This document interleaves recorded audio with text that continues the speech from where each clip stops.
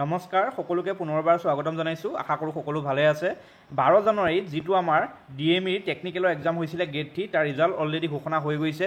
আপোনালোকে নিজৰ ৰিজাল্টসমূহ DME যিটো অফিচিয়েল ৱেবছাইট www.dme.assam.gov.in তাত গৈ আপোনালোকে ৰিজাল্টসমূহ চাব পাৰিব। এতিয়া DME তৰফৰ পৰা আমাক আৰু এখন নটিচ দিছে আৰু ইয়াত কি জনোৱা হৈছে যে যিসকল কেণ্ডিডেটে DME টেকনিকেল পৰীক্ষাত পাছ কৰিছে তেওঁলোকে স্কিল টেষ্টত অৱতীৰ্ণ হ'ব লাগিব। আৰু আপোনালোকৰ স্কিল টেষ্ট কেতিয়াৰ পৰা আৰম্ভ হ'ব? স্কিল টেষ্ট আৰম্ভ হ'ব 8 জুলাইৰ পৰা, ঠিক আছে। আৰু স্কিল টেষ্টটো ক'ত হ'ব? স্কিল টেষ্ট আৰু ডকুমেণ্ট ভেৰিফিকেশ্যন হ'ব directorate of medical education Assam, অৰ্থাৎ 6 মাইলত আমাৰ যিটো DMEৰ অফিচ আছে সেই অফিচত আপোনালোকৰ 8 জুলাইৰ পৰা ৰাতিপুৱা 10টা বজাৰ পৰা ডকুমেণ্ট ভেৰিফিকেশ্যন আৰু স্কিল টেষ্ট আৰম্ভ হ'ব। আপোনালোকে যেতিয়া ৰিজাল্ট শ্বীটখন চাব, ৰিজাল্ট শ্বীটখনত প্ৰতিটো পোষ্টৰ এগেইনষ্টত কেতিয়া ভেৰিফিকেশ্যন হ'ব সেইটো উল্লেখ কৰা হৈ আছে। যেনে ষ্টাফ নাৰ্ছৰ ক্ষেত্ৰত ৰিজাল্ট শ্বীটত আপোনালোকৰ দিয়া হৈ আছে যে ডকুমেণ্ট ভেৰিফিকেশ্যন হ'ব 8 জুলাই তাৰিখে, আৰু বৰ্ড 1ত যিসকলে আপোনালোকৰ নাম পৰিছে তেওঁলোকে বৰ্ড 1ত গৈ ডকুমেণ্ট ভেৰিফিকেশ্যন আৰু স্কিল টেষ্ট দিব লাগিব, আৰু যিসকলৰ নাম বৰ্ড 2ত আছে তেওঁলোকে বৰ্ড 2ত গৈ ডকুমেণ্ট ভেৰিফিকেশ্যন কৰিব লাগিব।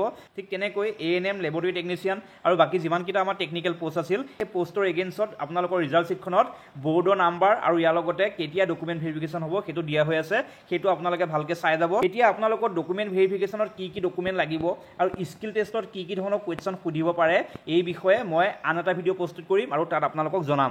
কাৰণ স্কিল টেষ্টটো খুবেই ইম্পৰ্টেণ্ট। যিদৰে আপোনালোকে ৰিটেন টেষ্টত এপিয়াৰ হৈছিল, ৰিটেন টেষ্টটো ভালকৈ দিছিল, ঠিক একেদৰে স্কিল টেষ্টটো আপোনালোকে ভালকৈ দিব লাগিব। তাৰ কাৰণটো হৈছে যে স্কিল টেষ্টলৈ 1:3 ৰেচিঅ'ত কেণ্ডিডেট চিলেক্ট কৰা হৈছে। এটা ভেকেঞ্চিৰ এগেইনষ্টত 3জন কেণ্ডিডেটক স্কিল টেষ্টৰ বাবে মাতা হৈছে। চ' এই 3জন কেণ্ডিডেটৰ ভিতৰত কেৱল মাত্ৰ এজনকহে চিলেক্ট কৰা হ'ব। সেইবাবে আপোনালোকে যিদৰে ৰিটেন টেষ্টটো ভালদৰে দিছিল সেইদৰে স্কিল টেষ্টটো ভালদৰে দিব লাগিব। চ' স্কিল টেষ্টৰ বাবে আপোনালোকে কিদৰে প্ৰিপেৰেশ্যন কৰিব লাগিব আৰু ডকুমেণ্ট ভেৰিফিকেশ্যনত আপোনালোকে কি ডকুমেণ্ট নিব লাগিব এই সবিশেষ তথ্য মই পৰৱৰ্তী ভিডিঅ'ত আগবঢ়াম। যদি আপোনালোকে চেনেলটো এতিয়াও ছাবস্ক্ৰাইব কৰা নাই তেনেহ'লে ছাবস্ক্ৰাইব কৰি থৈ দিব, আৰু লগৰ যদি কোনোবাই এই পৰীক্ষাটোত অৱতীৰ্ণ হৈছিল আৰু পাছ কৰিছে তেওঁলোকলৈকো এই ভিডিঅ'টো শ্বেয়াৰ কৰি দিব। গতিকে আজিলৈ ইমানেই আছিল। যদি ভিডিঅ'টো ভাল পালে লাইক কৰি দিব। ধন্যবাদ।